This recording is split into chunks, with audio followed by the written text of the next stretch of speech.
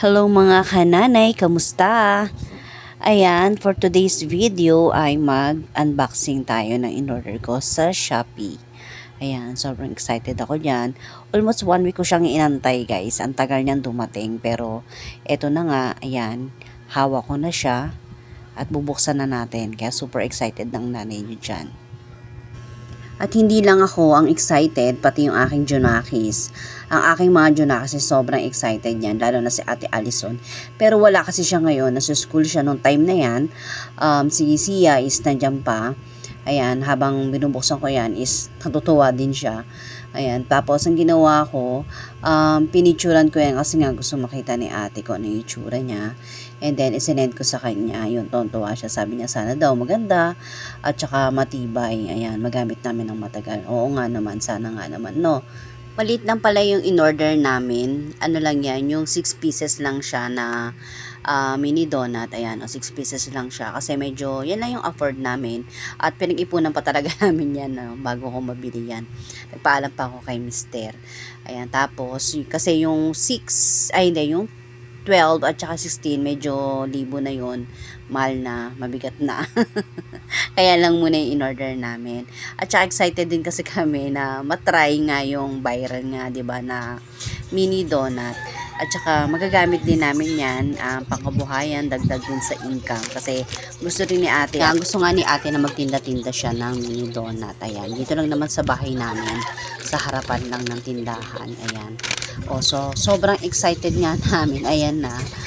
Pagdating ni ate, nagtry na kami. Bumili ako ng maya na pancake dito lang sa amin. Kaya ayan, yan ang try namin na na gagawing mini donut. So, diba, hindi naman masyadong excited, no? So, ayan, ang lalagyan lang natin yan ng isang egg, tas 2 tablespoon ng oil. Ayan, meron namang instruction yan sa karton ng maya. Ayan, napakasimple lang niyang gawin. So, ito na yan. Halu-haluin na natin. Tapos, lagyan ko lang siya ng water. Simple lang naman tong gawin. Ayan, sa kahit bata kayang-kayang gawin to, guys. Ayan, tapos, kumuha pala ako ng bottle. Hindi ko alam tawag dyan, squeeze bottle ba yan? Ayan, isinalin ko dyan para mas madali siyang gamitin. Madali siyang lutuin. Ay, lutuin tuloy ang tawag dyan. Isalin ba sa donut maker. Ayan na. O, diba? Tapos yan, lininisan ko muna. Pinunas-punasan muna natin para malinis, diba? Hindi na natin kailangan ng ng oil. Hindi ko na siya nilagyan ng oil diyan. Ayan, tapos pinapainit lang natin. Ayan, pinainit ko lang muna para mas madaling maluto ba. Ayan. Tapos ayan, nasalin mo lang siyang ganyan. Ayan, napaka-easy lang talaga niyang gawin. Talagang nag-i-enjoy ka. Talagang enjoy ako dyan gawin yan. Pati yung aking mga Junakis. Nag-enjoy talaga silang gawin yan. Ayan. Ay, ang cute! Kaya natin kung pwede na siyang Ay, ang kaliit nga talaga niya. Ay, ano ba yan? Medyo dagdagan na natin siya ng na. Ayan, baliktad natin. Ay, parang hangin na. Crispy si Sisa. Dapat nilang Oil na.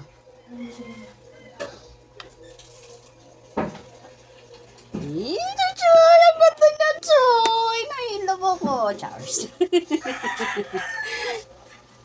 Isa pa, Choy! Ang ganda niya, Choy!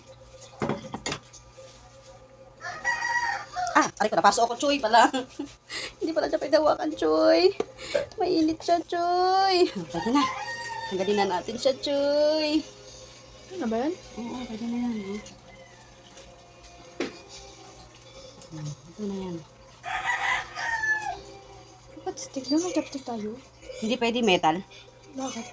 Sabi. Sunod lang tayo. Follow instruction. Bilisan mo sa pag-ano. Mali ang butas pala nito.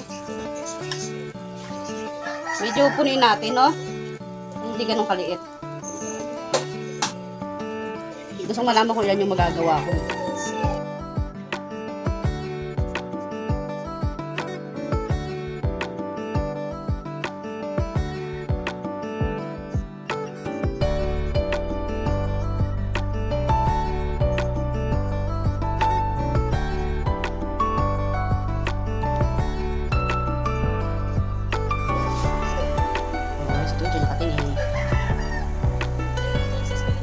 Mahal siya, yung mahangin siya.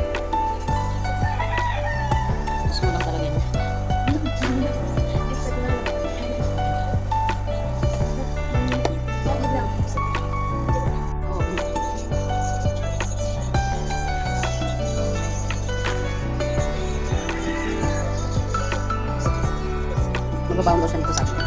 Tama, magbabaon. Kasi nabila ako ng waffle. Waffle maker. Waffle maker sa ano 12. Isang peraso. Pag binenta. Kung sa palengke nakita ko 12. Waffle na mismo.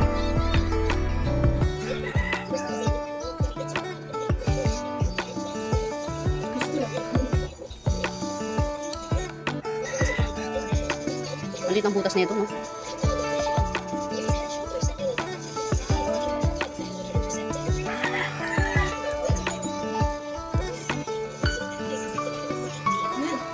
Ay, mapong isa. Ilan na to?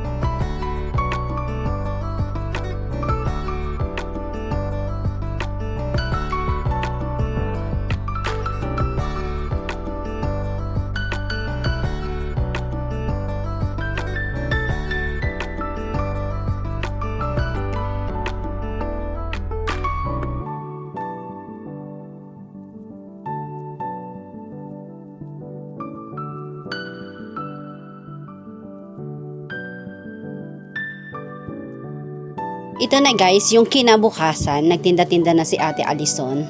Ayan, excited na agad kami. Kaya kinabukasan lang nung dumating yung namin, yung mini donut maker, ayan na, nag-start na si ate na magtinda-tinda. Tapos, sinamahan na rin namin ng chocolate na palamig.